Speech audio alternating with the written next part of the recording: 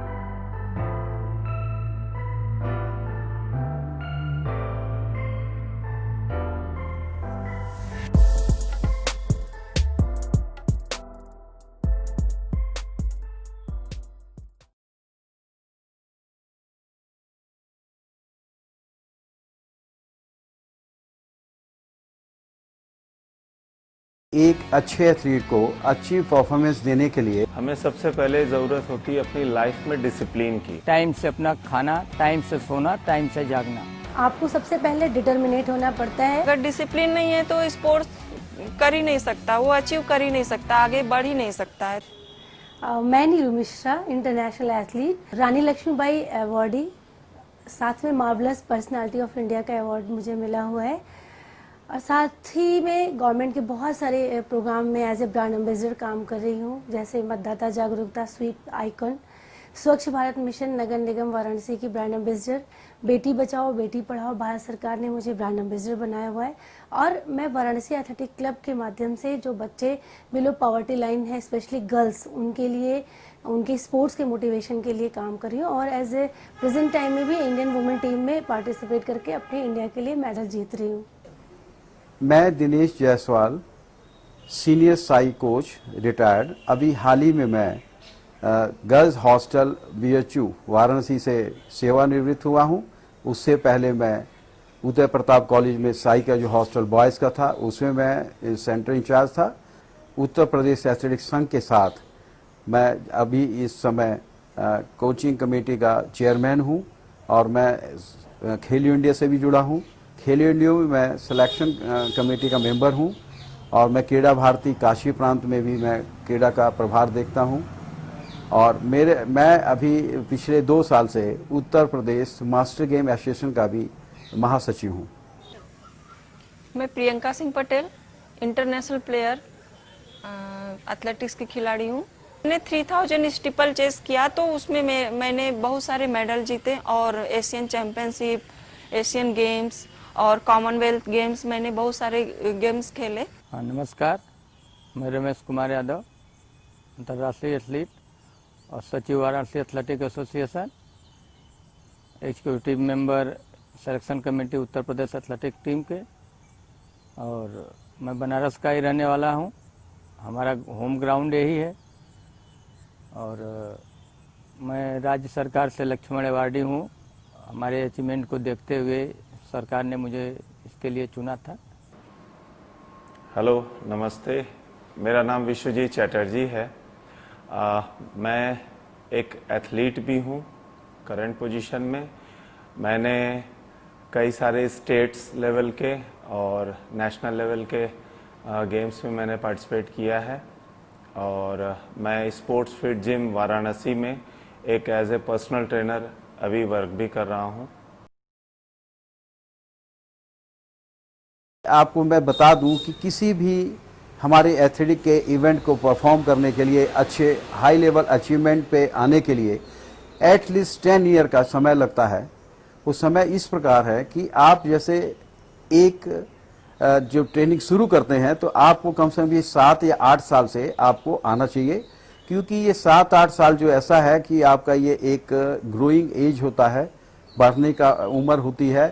तो इसमें सभी मांस का, हड्डियों का, हर चीज़ का, माइंड का, सब चीज़ का विकास हो रहा होता है। तो इस समय आने से आपको जो है, अब आपको उस उम्र में मल्टी डायमेंशन आपके एथलेटिक इवेंट होने चाहिए।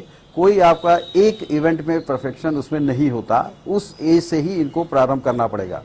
और जैसे ये 16 साल के एज में आएंगे तब इनको अन्य किसी भी जिस इवेंट में कोच अब देखेगा कि ये किस इवेंट में जा सकते हैं, जैसे ये स्प्रिंट में जा सकते हैं, जंप में जा सकते हैं, थ्रो में जा सकते हैं या एंड्योरेंस कोई लॉन्ग डिस्टेंस में जा सकते हैं, तो राइट टाइम होता है कि 6 से 7 करें शुरू, और 16 के बाद आप किसी पर्टिकुलर एक फिक्स इवेंट पे अपना फोकस करें और ट्रेनिंग लें, और ट्रेनिंग के साथ एक अच्छे माहौल में जाएं। अच्छे माहौल का मेरा कहना है कि ऐसे सेंटर पे जाएं जहां के आपको उस ट्रेनिंग जो मिल सके, उस इवेंट के अनुरूप आपको ट्रेनिंग मिल सके, जहां पे वो सारे एसेट हों जो आपको ट्रेनिंग सही दे सकें।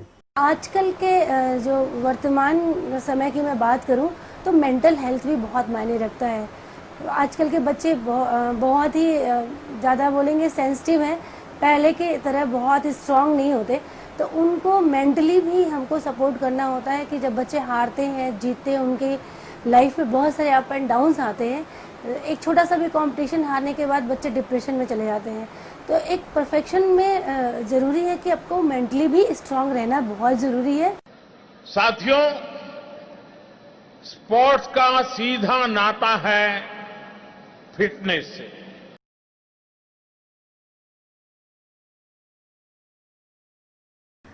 ये हम लोगों के लिए बहुत सौभाग्य की बात है कि हमारे बनारस से हमारे देश के प्रधानमंत्री लीड कर रहे हैं। जहाँ तक चेंज की बात है, स्पोर्ट्स फैसिलिटी की बात है, मेरी नज़र में तो बहुत काफ़ी कुछ हो रहा है, और आगे आने वाले समय में भी जो कि प्लान में लगा हुआ है बहुत चीज़ें। जैसे मैं एग्जांपल देना चाहूँगी, हमारा बड़ा लालपुर का स्टेडियम जो कि एथलेटिक्स के लिए सिंथेटिक ट्रैक बनारस में नहीं था, वो इनके आपके आने के बाद ही वहाँ का अप्रूवल मिला है और वो 50% काफ़ी काम हो चुका है। हमारा बनारस में पहले एक साई का सेंटर हुआ करता था जो बंद हो चुका था, पर हमारे इस नई गवर्नमेंट के आने से 2014 में जब हमारी नई गवर्नमेंट आई, तो आने के बाद यहाँ पे एक नया हॉस्टल दोबारा खुला जो उदय प्रताप कॉलेज में आया। ये इस नई गवर्नमेंट की देन है, क्योंकि ये प्रपोजल यहाँ से गया भारत सरकार को, बनारस के लोगों द्वारा भेजा गया, और भेजने से ये हुआ कि वो सेंटर यहाँ पे मिला। तो एक हमारे बनारस के लिए जो बच्चे हमारे बनारस से बाहर जाते थे हॉस्टलों में, वो हमारे इसी सेंटर पे आने लगे और यहाँ पे ट्रेनिंग करने लगे। एक ये हुआ, और दूसरा एक सेंटर और हमको मिला। इस गवर्नमेंट ने हमारे बनारस के लिए बहुत कुछ सोचा कि एक सेंटर उन्होंने गर्ल्स के लिए भी दिया, क्योंकि गर्ल्स का छात्रावास कोई भी यहाँ पे ऐसा नहीं था। तो वो गर्ल्स हॉस्टल जो है हमको एक वहाँ पे BHU बनारस हिंदू यूनिवर्सिटी में, जिसमें बनारस हिंदू यूनिवर्सिटी ने हम लोगों को वहाँ पे फैसिलिटी दी, और वहाँ पे एक ये हॉस्टल बना जो प्योरली गर्ल्स हॉस्टल है। माननीय श्री नरेंद्र मोदी जी जब से आए हैं 2014 से, तो खेलों में भी बहुत सारा बदलाव हुए हैं। उन्होंने जैसे गेम के लिए ग्राउंड अवेलेबल कराया है, बहुत सारे ग्राउंड को रिपेयरिंग कराया है, और अलग अलग ग्राउंड को अलग अलग, जैसे कि एथलेटिक्स है तो उसमें बहुत सारे गेम स्टार्ट रहते हैं, तो बच्चे दौड़ नहीं पाते हैं, बहुत सारे बॉल क्रिकेट खेल रहे हैं, कोई बास्केटबॉल, कोई कुछ भी खेल रहा है उसमें, तो उनको दिक्कत होती है।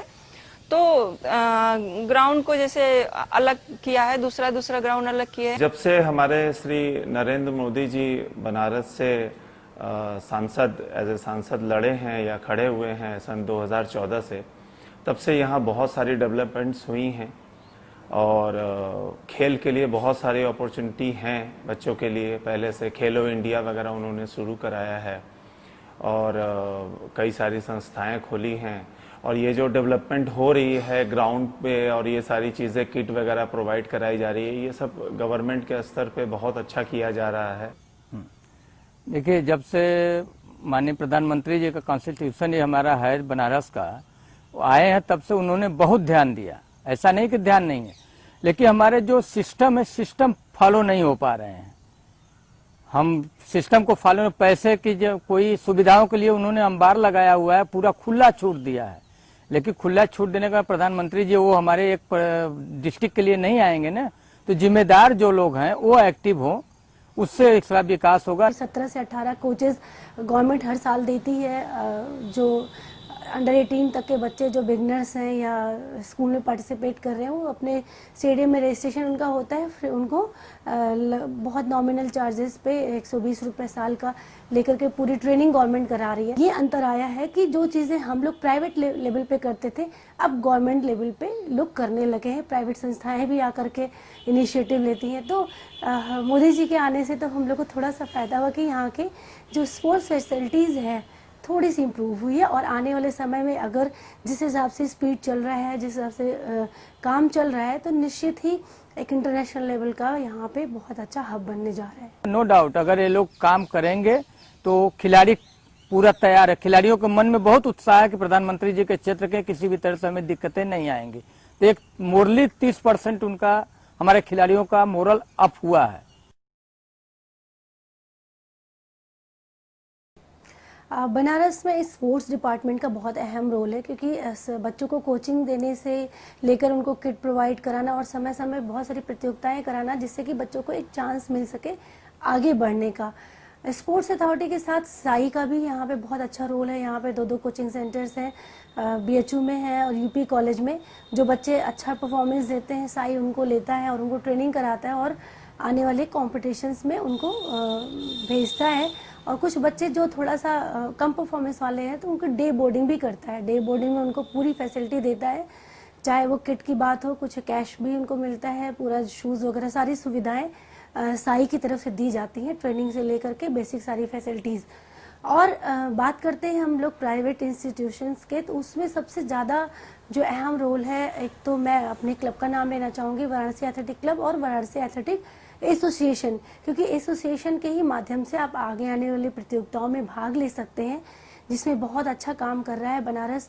बच्चों को, जो बच्चे जाते हैं खेलने, उनको किट प्रोवाइड करना, उनके आने जाने की व्यवस्था करना। बनारस में जो हमारे ये 4 सेंटर चलते हैं, यहाँ पे जैसे लालपुर का स्टेडियम है, वहाँ पे ये सिंथेटिक बनने वाला है, उसका काम चल रहा है। और उदय प्रताप कॉलेज में भी हमारा ये 400 मीटर का ग्रासी ही ट्रैक है।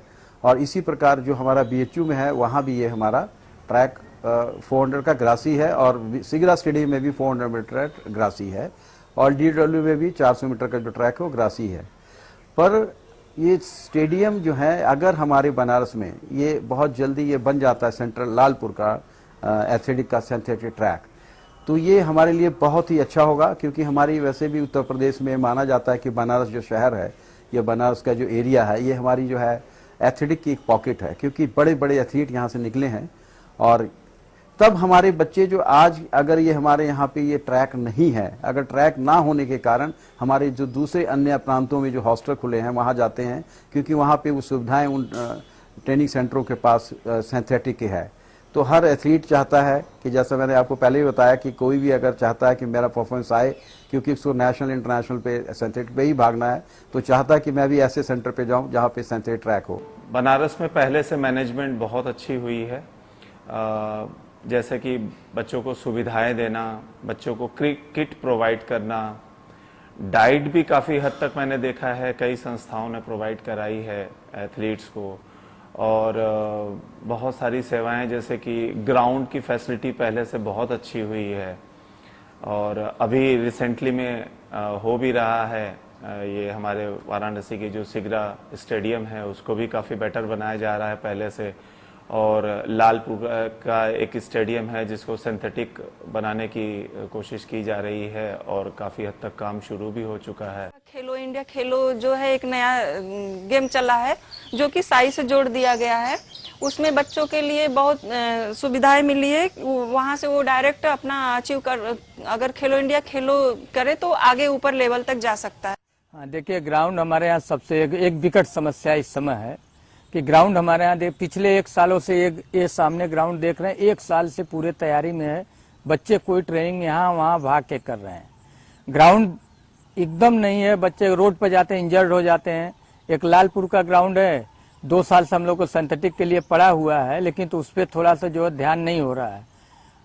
और ग्राउंड की कमी है, मैनेजमेंट लगा है लेकिन ग्राउंड को उसको मेंटेन नहीं हो पा रहा है, नहीं कर पा रहे हैं, जिससे परफॉर्मेंस में हमारे बच्चों का प्रभाव है, फर्क पड़ रहा है। ऐसा नहीं कि ग्राउंड नहीं रहेगा तो हम कैसे प्रैक्टिस करेंगे, रोड पर तो कर नहीं सकते। टेक्निकल चीजें और टेक्निक ग्राउंड में चाहिए, तो ग्राउंड की बेसिकली कमी है, इसके लिए हम एक्सेप्ट करते हैं, ग्राउंड की कमी है हमारे यहाँ। साई के 2 सेंटर हैं, वहाँ पे हमारे दोनों सेंटरों में जो है ये छोटे बच्चों को ही जो है अडॉप्ट किया जाता है, 16 साल से नीचे के बच्चों को, और उनको जब तक उनकी परफॉर्मेंस बनी रहती है तो उनको जो है 21 साल तक उनको रख सकते हैं। उसके बाद अगर उससे भी हाई परफॉर्मेंस उनकी मिल रही है, जूनियर नेशनल मेडल दे रहे हैं, तो उनके लिए जो है सेंटर ऑफ एक्सीलेंस जो खोले गए हैं, जैसे हमारे प्रदेश का सेंटर ऑफ एक्सीलेंस साई का लखनऊ अमौसी में है, तो उन बच्चों को वहाँ पे स्थानांतरित कर दिया जाता है। बनारस में हमारे मेरे ख्याल से एक बहुत अच्छा रोल है स्पोर्ट्स डिपार्टमेंट का, साई का, और मैं 3 और भी हैं जो बेसिक डिपार्टमेंट, बच्चे जो छोटे रूरल ग्रामीण बच्चे हैं उनको बेसिक शिक्षा विभाग भी बहुत अच्छी ट्रेनिंग देता है, उनकी स्पोर्ट्स कॉम्पिटिशन्स कराता है। फिर माध्यमिक शिक्षा बोर्ड भी है जो इंटर तक के बच्चों की प्रतियोगिताएं कराता है, वो भी बच्चों को पूरा किट प्रोवाइड कराता है, कंपटीशन में ले जाता है। जो भी स्कूल जो जितना फैसिलिटी दे सकता है वो माध्यमिक शिक्षा बोर्ड परिषद भी देता है। साथ में यूनिवर्सिटीज़ की तरफ से बच्चों को बहुत अच्छा सुविधा है। जितनी भी यूनिवर्सिटी हैं जो बच्चे क्वालिफाई करते हैं, अगर नेशनल में जाना होता है तो उनको पूरा प्रॉपर किट देना, अगर बच्चे मेडल लेकर के आते तो उनको बाकायदा कैश प्राइज भी मिलता है। बीएचयू हॉस्टल में गर्ल्स का एक बहुत ही बड़ा sports authority of India Sai का खोला है, जिसमें कि बहुत सारी बच्चियां उसमें प्रैक्टिस कर रही हैं, तो ये भी है। और बच्चों के लिए यूपी कॉलेज में खोला है, लड़कों के लिए वहाँ पे एकेडमी है। तो हमारे बनारस में भी एक तरह से देखा जाए तो सुविधाएं मिली है। हमारे जो कमेटी एक बनी है, उस कमेटी के थ्रू हमारे यहाँ पूरे व्यवस्था के तहत उनको भेजा जाता है कि नहीं आप अपने से टिकट कराइए, हम लोग कराते हैं, वो अपने आप जाना है आना है, वो सारी व्यवस्था हम लोग मैनेजमेंट करते हैं। 2015 से हमारी बॉडी रन कर रही है, नई बॉडी जो बनी है, अब तक ऐसे ही व्यवस्था के तहत करते आ रहे हैं। मैनेजमेंट बहुत अच्छा है, पहले से बहुत बेटर है।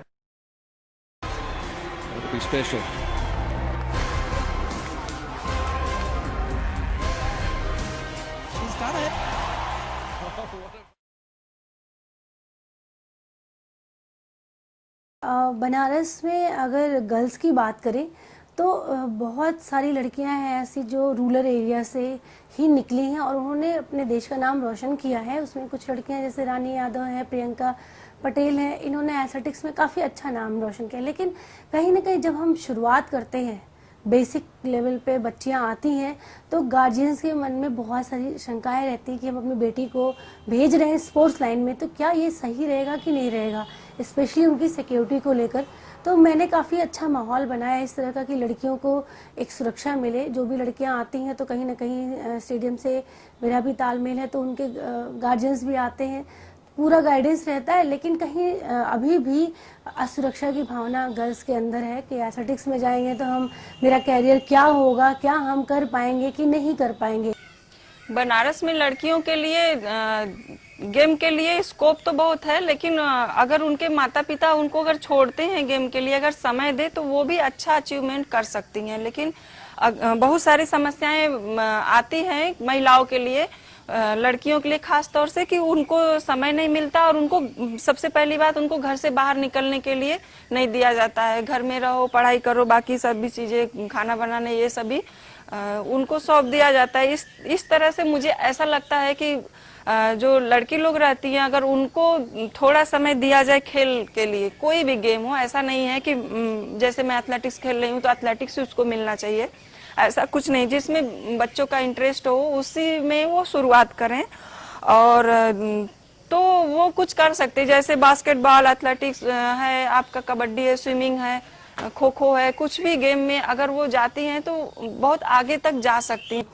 तो इसके लिए अगर आप सही प्लेटफॉर्म पे जाते हैं तो निश्चित ही आपको उतनी प्रॉब्लम नहीं होगी जो कि एक अज्ञानी व्यक्ति, बहुत सारे बच्चे लोगों के झांसे में आ जाते हैं, यहाँ चले जाओ, इस एकेडमी में चले जाओ, यहाँ दूसरे शहर में जाके प्रैक्टिस करो, ऐसा कुछ नहीं है। यहाँ भी रह करके बनारस में भी एथलेटिक्स का बहुत अच्छा यहाँ पे रिजल्ट रहा है, और कई लड़कियों ने पूर्वांचल की जितने भी लॉन्ग डिस्टेंस के बच्चे हुए हैं, लड़कियों की बात करें तो पूर्वांचल की ही लड़कियों ने देश के लिए मेडल दिया है। अपने हक के लिए थोड़ा बोलना पड़ेगा। अगर उनको इंटरेस्ट है तो अपने स्कूल में जो भी गेम होता है उसमें पार्टिसिपेट करें, नहीं पता है तो ग्राउंड में जाएं, देखें कि कैसे लोग खेलते हैं, तो वहां से उनको कुछ तो पता चलेगा। और उनके मम्मी पापा से भी अपने हक के लिए बोलना पड़ता है। किसी को कोई भी चीज़ अगर चाहिए तो वो बोलता है। जैसे कि छोटा बच्चा है, जब तक वो रोएगा नहीं तो उसकी माँ उनको दूध नहीं पिलाएंगी। तो इस वजह से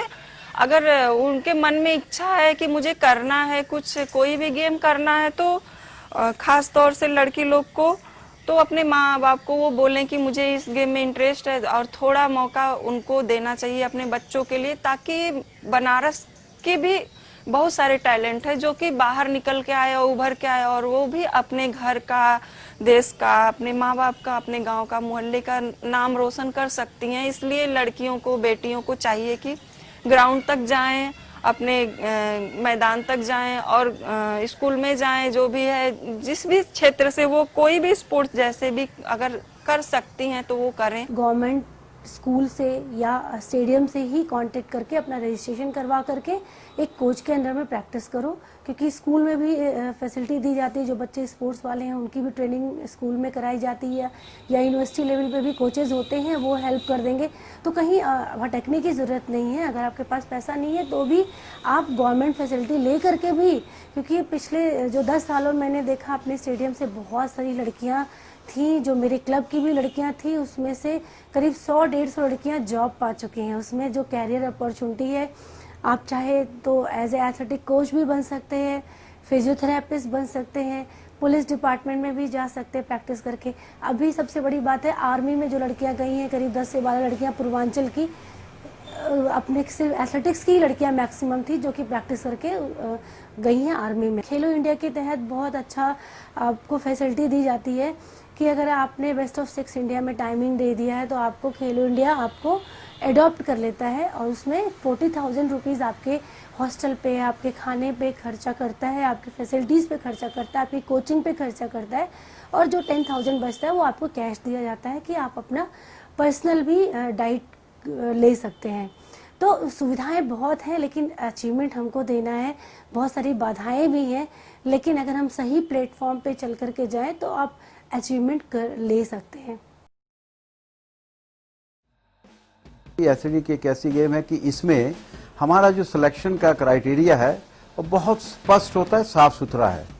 जब भी कोई हमारा सिलेक्शन होता है या हमारा कंपटीशन होता है तो जो क्राइटेरिया हमारा है, जो पहले 2 स्थान पे आएंगे उन्हीं को आगे हम लोग ले जाते हैं, क्योंकि एंट्री का हमारा एक वो सिस्टम है कि किसी प्रदेश की टीम जाती है तो उसमें स्टेट से 2 जाने चाहिए, डिस्ट्रिक्ट की टीम जाती है 2 जाने चाहिए। तो हम लोग इसलिए फोकस करते हैं कि पहले 2 कौन एथलीट हैं। एथलेटिक्स जो है एक इंडिविजुअल गेम है, जिसमें इसमें ही कोई पॉलिटिक्स नहीं होता है। इसमें आप खुद की मेहनत से आप आगे जा सकते हो। छोटा सा एग्जांपल है सिलेक्शन को लेकर के, जब आपके स्पोर्ट्स हॉस्टल के ट्रायल चलते हैं या एकेडमी में जाने का ट्रायल होता है, स्पोर्ट्स कॉलेज का ट्रायल होता है, तो बहुत सारे फ़ोन आने लगते हैं राजनेताओं के कि हमारे बच्चे का आप सिलेक्शन कर दो या आगे चला जाए। लेकिन यहाँ पे मैं इस बात का विरोध इसलिए करूँगी कि जो अच्छा खिलाड़ी है उसको मौका मिलना चाहिए। आप सोर्स के बल पे अगर आप अपने बच्चे को हॉस्टल में भेज भी दिए तो 1 साल 2 साल से ज़्यादा बच्चा कुछ अच्छा नहीं कर पाता है, जिससे कि हमारे स्टेट की टीम, हमारे इंडिया की टीम कमज़ोर होती है।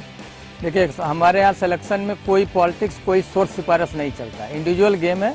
हम मैक्सिमम डिस्ट्रिक्ट चैंपियनशिप ऑर्गेनाइज करते हैं, उससे फर्स्ट सेकंड लड़कों को हम सेलेक्ट करते हैं, वही स्टेट जाते हैं। हाँ, ये है कि कहीं कहीं मिस मैनेजमेंट देखने को मिलता है, जिसके वजह से बहुत सारे लोगों को ये लगता है कि शायद उनके साथ पॉलिटिक्स हो रहा है।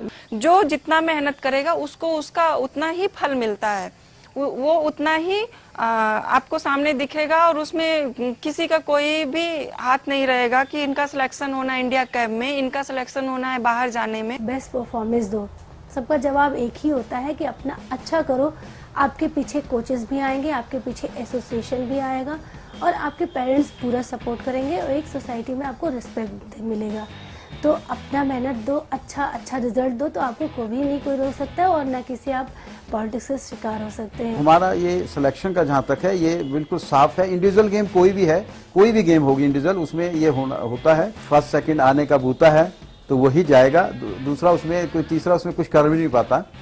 कोई पॉलिटिक्स नहीं है। अगर आप बेस्ट हैं तो आप आगे जा सकते हैं। बाकायदा कमेटी बनी है, मेंबर है, उनके द्वारा चयनित कमेटी बनती है, मेरा काम है व्यवस्था दे देना, ट्रायल करा देना। कमेटी कैसे परफॉर्मेंस में बनाती है वो अपना टीम सेलेक्ट करती है, ऐसे जाती है। कोई किसी के दबाव में हमारी टीम नहीं भेजी जाती है।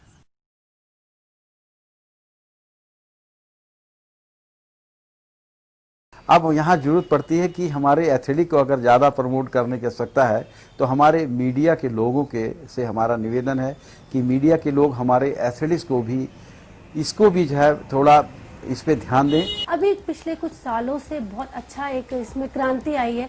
जैसे हिमा दास है, दूती चंद है, एक बड़े बड़े प्यूमा ने, एडिडास ने इनको एज ए ब्रांड बनाया और मिल्खा सिंह के ऊपर पिक्चर बनी, तो कहीं ना कहीं इससे खिलाड़ियों के अंदर एक ग्लैमर आने लगा, क्योंकि ग्लैमर जब दिखता है, जो दिखता है वही बिकता है।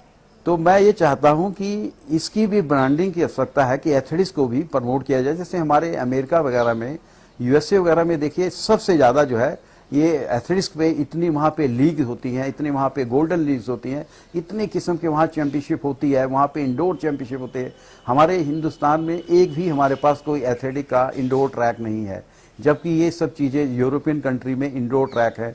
उनको वहाँ पे इतना उसका माहौल मिलता है कि वो लोग एथलेटिक, देखिए वो लोग क्रिकेट भी नहीं खेलते, वो लोग एथलेटिक को ही मानते हैं कि ये हमारी मेन स्पोर्ट्स जो हमारी एथलेटिक है। तो इसका भी फर्क पड़ता है ब्रांडिंग का, उसका स्पॉन्सर का। कहीं ना कहीं अभी वो पहचान हम एथलेटिक्स के प्लेयर्स को नहीं मिल पाई है। इसके लिए हमारे जितने प्राइवेट कंपनियां हैं, अगर वो आगे आने लगे, उनको भी प्रमोशन करना जरूरी है। जैसे अभी कबड्डी का एग्जांपल लेंगे, प्रो कबड्डी जैसे शुरू हुई है, तो कहीं ना कहीं कबड्डी के खिलाड़ियों को एक अच्छा पहचान मिल रहा है और पैसा भी मिल रहा है। मैं तो निवेदन करता हूँ कि केवल जितना एथलेटिक्स में लोग करते हैं उतने नेशनल लेकर नेशनल दिखाइए आप, और उससे बच्चों का मनोबल बढ़ता है। पेपर में आता है, उनके माँ बाप का भी होता है, तो वो भी लोग उसको उत्साहित करते हैं कि हमारे 2 बच्चे और खेलें, मेरे नाम हो। तो एक माध्यम, हर आदमी को आजकल प्रसार प्रचार चाहता है, तो ये अगर प्रचार प्रसार हो तो हमारे एथलेटिक्स का 20% मोरल और हाई होके परफॉर्मेंस भी अच्छी है। और इसको अभी ध्यान देते हैं, पर इसको और ज़्यादा ध्यान देने की आवश्यकता है कि इसको कितने बढ़िया ढंग से इसको वो करें। कोई एथलीट अगर हमारा स्टेट लेवल से जीत के आता है तो उसको बढ़िया से उसको हाईलाइट करें, नेशनल से जीत के आता है उसको और अच्छे ढंग से उसका हाईलाइट करें। तो मैं अब आवश्यकता यही है कि हमारे मीडिया से भी मेरा निवेदन है कि ये हमारे एथलीट को प्रमोट करने की आवश्यकता है। मीडिया ही एक ऐसा संस्था है जो हमारे इसको बढ़ा सकती है। एक एथलीट को परफेक्ट बनने के लिए जिम की भी बहुत ज़रूरत है, क्योंकि कुछ मसल्स के ऐसे वर्कआउट्स होते हैं जो स्ट्रेंथ वर्कआउट की ज़रूरत होती है मसल्स को, और वो ग्राउंड में पॉसिबल नहीं है। तो उसके लिए जिम भी ज़रूरी है। आप जिम में भी आइए, और जैसे कि मैं खुद खिलाड़ियों को या एथलीट को मैं ट्रेन करता हूं, मैं उनके जो जिस इवेंट में उनके जिन मसल्स का मैक्सिमम यूज़ होता है उनको स्ट्रॉन्ग करने के लिए मैं जिम में वर्कआउट कराता हूं। तो दोनों से जुड़े रहिए, जिम में भी रहिए, ग्राउंड में भी रहिए। फिटनेस के लिए दोनों ही ज़रूरी है, किसी एक को पर्टिकुलर नहीं बोल सकते कि ये बेस्ट है। जिम में भी हम अपनी स्टेमिना, स्ट्रेंथ, फ्लेक्सिबिलिटी, मोबिलिटी सब बढ़ा सकते हैं, और ग्राउंड में भी बढ़ा सकते हैं। लेकिन जिम में कुछ इक्विपमेंट होती हैं जिनके थ्रू हम पर्टिकुलर मसल्स को बिल्ड कर सकते हैं, जिसकी मुझे नीड होती है। छोटा सा शेर है कि कौन कहता है कि आसमान में सुराग नहीं हो सकता। एक पत्थर तो तबीयत से उठा लो यारो। तो कुछ भी अगर आपके अंदर करने की चाह है, कुछ भी इच्छा है, तो उसको कोई नहीं रोक सकता। बस आपका जुनून आपके साथ होना चाहिए, आपका मेहनत आपके साथ होना चाहिए, आपकी ईमानदारी आपके साथ होनी चाहिए। मैं अपील करना चाहूंगी आप लोगों से कि आप लोग भी एथलेटिक ज्वाइन करें। जैसे कि कैसे भी जाके नहीं है कुछ, तो आप जाके ग्राउंड में ही दौड़िए। इसमें 23-24 कितने सारे इवेंट है, आप कोई भी इवेंट एक पकड़ के उसको स्पोर्ट्स कर सकते हैं। मैं एक ये छोटा सा एक संदेश देना चाहूँगा कि जरूरी नहीं है कोई भी व्यक्ति या कोई भी बच्चा गेम खेले और गेम वो परफॉर्मेंस के लिए खेले। मैं तो ये कहूँगा कि गेम खेले और वो अपने को स्वस्थ रखे। अगर वो स्वस्थ रहेगा तभी उसका पढ़ाई में भी मन लगेगा, तभी उसकी हेल्थ अच्छी रहेगी। वो अपने फिटनेस पे ध्यान ज़्यादा दे, और इसमें सभी लोगों को आना चाहिए, सभी वर्ग के लोगों को आना चाहिए, क्योंकि उनके लिए भी प्लेटफॉर्म है कि जो लोग नहीं खेले हैं और अगर वो फील्ड में आ रहे हैं और फील्ड में आके कुछ अपना कोई एक्टिविटी कर रहे हैं, चाहे वो बैडमिंटन खेल रहे हैं, चाहे वो रनिंग कर रहे हैं, चाहे वो फुटबॉल खेल रहे हैं, उनके लिए देखिए एक बहुत बड़ा प्लेटफॉर्म है मास्टर गेम। मास्टर गेम एक ऐसा प्लेटफॉर्म है कि जिसके थ्रू अगर आपकी एज हो गई है और आप 35 प्लस भी हैं तो 35 प्लस से ही स्टार्ट भी होता है। अगर आपके अंदर कोई प्रतिभा छुपी रह गई हो और आप दिखाने के लिए अब आपको लगता है कि नहीं कोई प्लेटफॉर्म नहीं है, तो ऐसा नहीं है। मास्टर गेम के थ्रू आप अपने इवेंट्स को जो है दिखा सकते हैं या आप कंपटीशन लड़ सकते हैं। खेलते रहिए, फिट रहिए, खुश रहिए और एज कोई मायने नहीं रखता है। खेल में आइए, स्वस्थ रहेंगे, उससे आपका स्वस्थ शरीर में ही स्वस्थ मस्तिष्क निवास करता है। जब स्वस्थ रहेंगे तो चाहे पढ़ाई के क्षेत्र में हो, किसी भी क्षेत्र में, अगर स्वस्थ मस्तिष्क है तो आप स्वस्थता से अपनी मजबूती से काम करेंगे। तो सबसे निवेदन है कि आप सभी लोग खूब खेलें, स्वस्थ रहें। यही मेरा सबसे भाईचारा के नाते एक संदेश है। बस खेलते रहिए। जय हिंद, जय भारत।